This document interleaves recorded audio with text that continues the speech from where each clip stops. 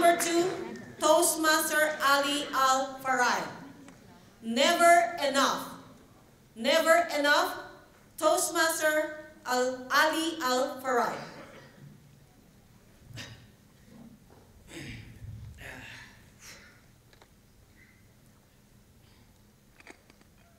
Do you own your belongings? Or do your belongings own you? Do you have trouble throwing stuff out?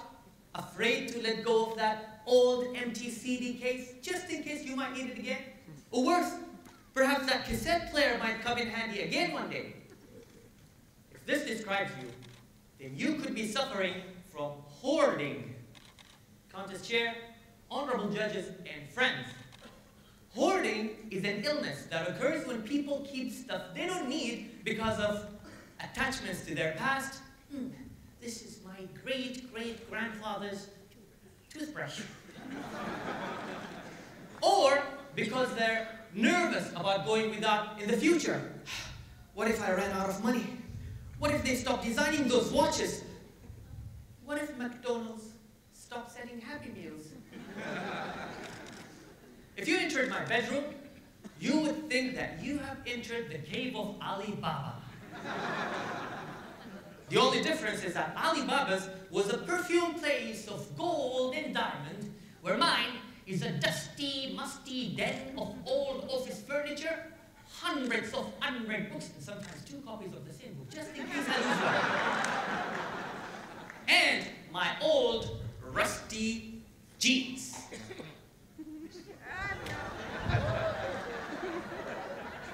I'll wear it again when I lose some weight. Hoarding is supposed to make people feel calm, but it leads to more mess, more chaos, more confusion. So how damaging is hoarding? Imagine having a hoarding issue so massive that it took over your life. That's what happened to Jesse Gaston and his wife Thelma, who were massive hoarders.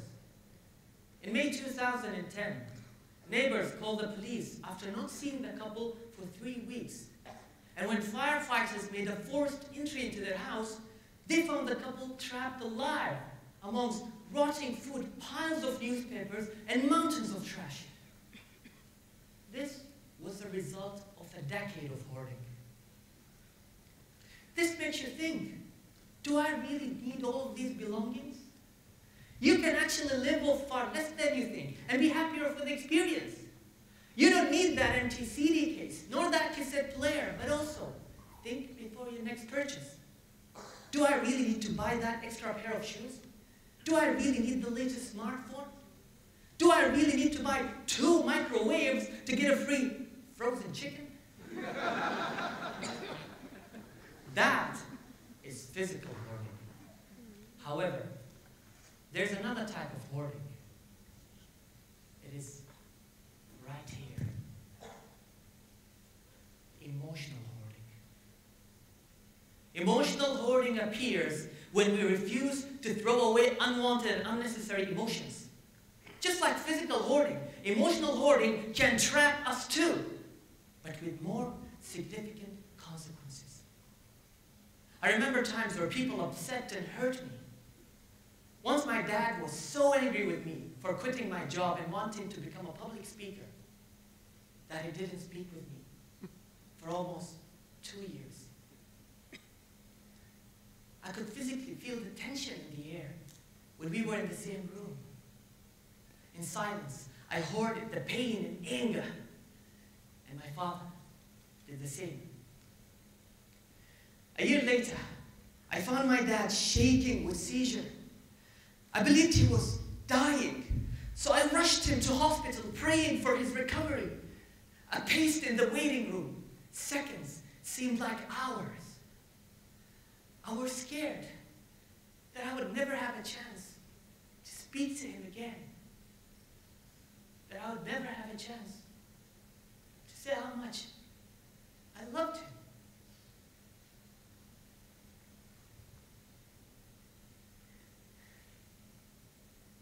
My father was left partially paralyzed.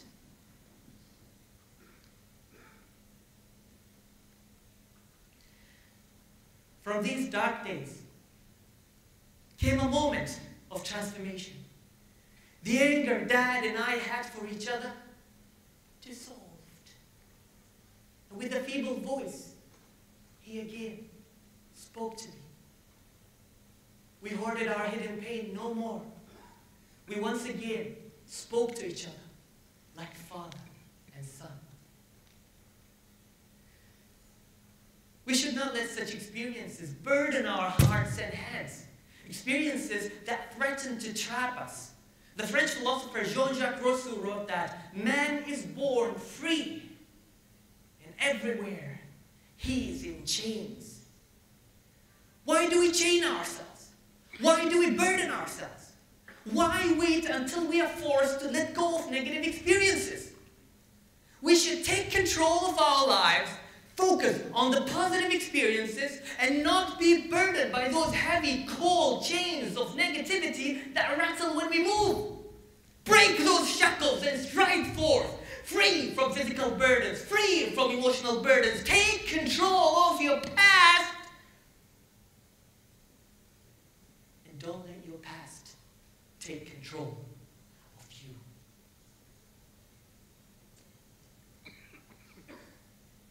Are you tired of being chained by unwanted and unnecessary belongings and emotions? Emotional hoarding brings no benefits, but only baggage and burdens. Remove your emotional baggage. Throw away those burdens weighing you down.